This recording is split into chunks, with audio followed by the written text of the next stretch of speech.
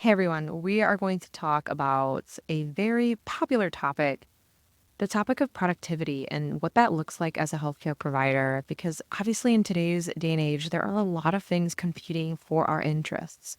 You can go on any social media app, even just walking in a grocery store, to be honest. Every single thing is out there to grab your attention, and you have some of the hardest jobs that I know of as healthcare providers. We need to be there 100% of the time for our patients, for our coworkers, for ourselves, and how can we do that on a regular basis? So, for me, productivity apps have been really, really important in making sure that I can maximize my days literally by the second. So, whether you are extremely organized and type A like I am, or whether you're kind of living life on the edge, we have to have something that makes us feel like we are accomplishing as much as possible at work, but also as much as possible in our own personal lives. So, we're going to dive into a couple of tools that I recommend the most. And honestly, there's a lot of things out there, but I really encourage you as you're listening to today's podcast to pick one of the ones that I've mentioned today and just experiment a little bit.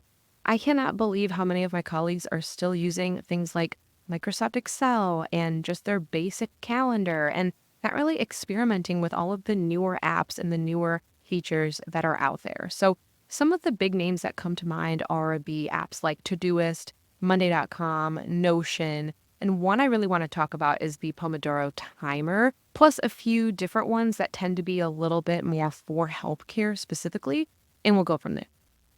So first I'm going to talk about calendars. Obviously, iCal, Google Calendar, these are all calendars we're never going to be away from, but I think it's really important to understand how they sync together. So personally, I use a digital planner called Artful Agenda, and it's incredible because it syncs my Google Calendar, my iCal, and then it actually syncs to my EMR, and literally everything works together. So it's a digital planner that is famous for being writable. So it's digital, but you can use an Apple Pencil or any kind of pencil for that matter, and you can draw with handwriting, you can use stickers, you can color code everything. You can even have these cover images to really customize it to look like whatever you want it to look like. I really think it's nice because you can access it from your phone, computer, iPad, and just the personalization is so intense.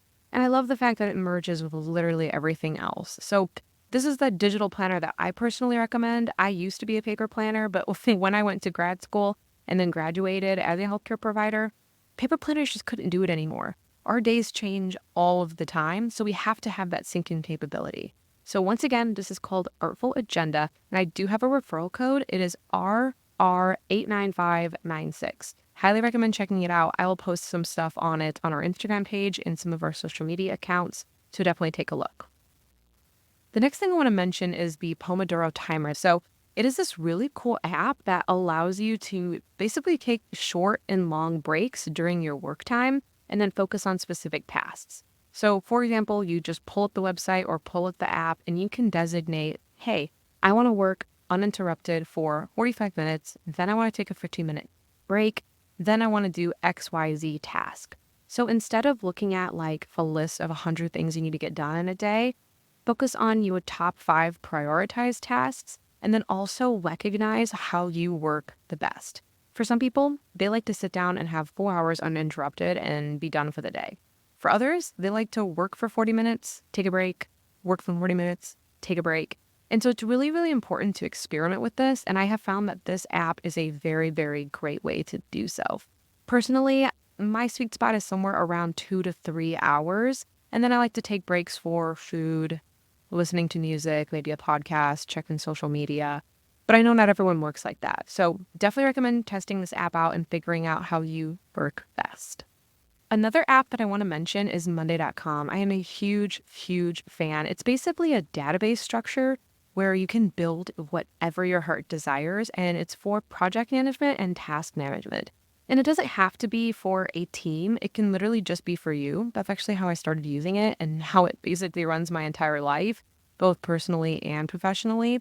You can create forms, you can manage content, you can literally build any kind of automation structure. It integrates with pretty much every app you can think of as well.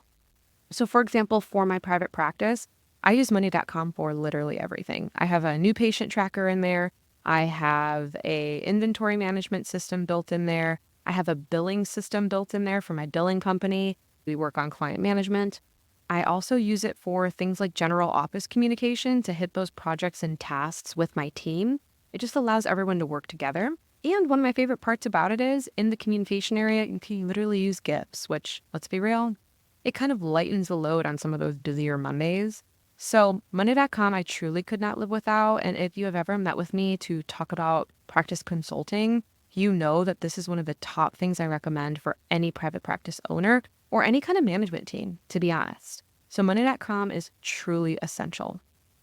Another thing I wanted to mention for private practices who are in some of the healthcare realms like mental health, primary care, chiropractic, physical therapy, massage therapy, some of those entities, I really recommend the EMR called Jane app. I'm actually a Jane app ambassador, and I started my practice with Jane app and I could not be happier. Ultimately, I selected it because it has truly the best patient experience out there. Literally, no one has a better online scheduler. Trust me, I've looked. It's just way too easy. And from the provider side of things, it's been so nice to be able to train people in it. They have one of the best training guides when you first sign on that I've ever seen. And when you're onboarding new staff, new employees, it's really nice to know that you're not exposing them to just a daunting system. So I love Jane App so much. I have a referral for them as well. Using my code actually gets you an entire month free to test out their system. So the code is Rebecca1MO. Rebecca, REBECCA, the number 1MO for that first month off. So definitely check it out if you haven't already. Like I mentioned, it's for a lot of different specialties, and it's worth experimenting or at least getting a demo. So definitely check that out. Another thing I wanted to stress when it comes to productivity is taking a step back and realizing what else you have to do besides work to make sure that you are productive at work. So I'm going to tell you what I do, and I just want to encourage you to figure out what that might look like for you. So in our household, I really like to take one long vacation per year. Soon I would like to bump that up to two, but definitely one like 5 to 8 day vacation with either my whole family or just my husband where we fully leave work. And I've learned over time that that 5 day sweet spot is really good for me. I can actually unplug. Anything over that is pretty challenging for me. So that kind of helps you understand what vacations are going to be best for you to actually be able to unplug and then come back to work completely recharged. Another thing to consider is staycation. And I don't mean the kind that are a week long, but what can you do on a monthly or weekly basis that really serves you?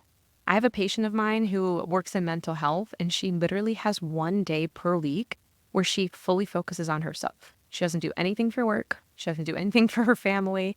She just decides to take that day from 8 a.m. to 5 p.m. or whatever it is, and she truly does whatever she wants that day.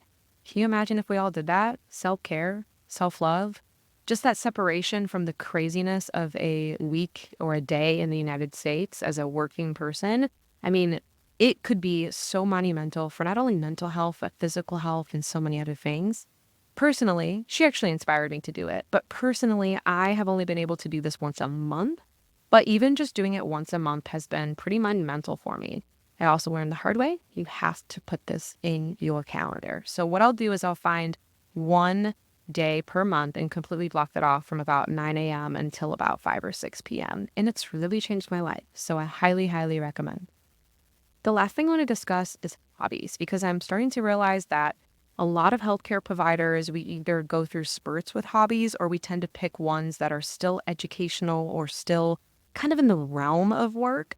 And this is something that I personally struggle with. I will be honest with you. It's something that I'm working on right now. But we have to try to find hobbies that are actually going to disassociate us from our everyday hustle and bustle, from the craziness of our jobs, and ultimately something that's going to serve us. We are so used to serving others as healthcare providers, which is a beautiful thing. And it's one of the most rewarding parts of our job. But what we have to realize is if we are not giving 100% of ourselves to our patients, there's going to be some kind of downfall. That's a disservice to them. So taking care of us, therefore, enables us to take better care of them. So when it comes to hobbies, I actually looked into the Enneagram types. If you have listened to my podcast before, you know that I'm obsessed with the Enneagrams. He actually did a whole series on this before we rebranded to the Providers Report. So definitely check out those old episodes. We literally dove into each and every single type of the Enneagram, which is kind of like a personality test. But what it basically does is it teaches you what your key motivators are in life, and then perhaps what your biggest fears are in life. And it can really help you find this really nice spectrum and know if you are in the healthy state or the unhealthy state of your so-called personality type. So the top 3 Enneagram types among healthcare providers are a type 1, type 2, and a type 6. So the type 1 is known as the reformer, which is actually what I am. Type 1s have a really strong desire for integrity, improvement, responsibility. You like to have careers that require structure and a dedication to high standards. Healthcare allows us to channel our perfectionism and moral compass into helping patients maintain ethical care standards. So that's the type 1. Type 2 is known as the helper. Type 2s are drawn to helping professions because they always have to find a purpose in caring for and supporting others. They're naturally just wanting to always assist other people. So healthcare is a very fitting career where they're always engaging in patient care. And type 6 is known as the loyalist. These are extremely reliable, safety conscious, and really prepared people who do well in emergency settings, aka very good traits for healthcare also. These people are very vigilant, responsible, and very effective in like high stakes environments. And so again, very great type of person to go into the healthcare field. So then I decided to look up hobbies that are very common with these Enneagram types. Because again, if you're like me, I tend to pick things that are a little bit more educational, or maybe I read research on the spine instead of picking a hobby like a sport or music or something like that. So in case you guys are kind of thinking, yeah, I could use a new hobby too, or you're trying to change things up, here's some great ideas. So some of the trending hobbies out there for type 1s, aka the reformer, sustainable crafts. So not even some kind of DIY project, but something that taps into upcycling or recycling. That way you're kind of hitting the ethical and creative side at the same time. Another option would be DIY home projects, interior design, digital planning, and organizational apps, which is kind of funny because that's what this full episode is about. And then for type 2, some of the really big trending hobbies are going to be book clubs, podcast discussion groups, guided meditation or mindfulness practices, something like breath work, flower arrangements, or botanical crafts. Some of those types of hobbies can really help the type 2 focus on themselves instead of always caring for others. And then lastly, the type 6, the loyalist. Some really great hobbies for this type would be any kind of survival/first aid prepared hobbies. So something that gets them outside, going into the wilderness, going hiking, maybe even the escape room if you think about it, something like that. They also really do well with things like community service, volunteering, running clubs, group fitness clubs, or even like a cooking or baking class. So definitely something to consider. And just again, different ways to remove us from the hustle and bustle of being a healthcare provider, and just kind of falling into the trap of working 24/7. So I really hope that this episode was helpful and kind of gives you a good framework to try some new things and maybe expand your horizons on some of the apps that you're regularly using. Another thing to consider is some of the stuff might actually get us off social media.